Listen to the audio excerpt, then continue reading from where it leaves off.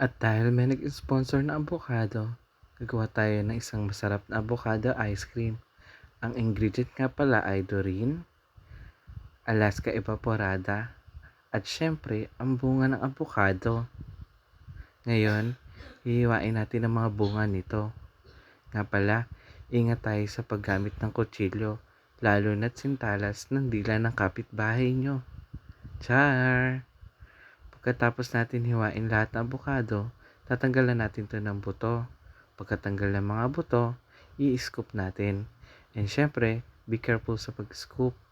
Kailangan yung yellow na kulay lang kukunin natin kasi yung kulay green nito mapait. Kaya be careful sa pag-scoop. Hindi lahat kailangan i-scoop. Ayan, pagkatapos i-scoop, ilagay natin sa isang lalagyan kung saan pwede natin itong durugin. Dahil wala tayong blender, mano-mano natin siyang dudurugin. Kapag nagdurog ka nito, isipin mo na lang yung jowang nanloko sa'yo para mas mabilis mo siyang madurog at na makuha mo ng mas mabilis ang tamang pagkapino nito.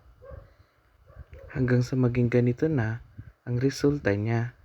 At dahil maliit yung pinagdurugan ko, ililipat ko siya sa ibang lalagyan para na sa gayon, pag hinalo yung gatas at saka yung Dorin, mas mabilis siyang mamimix.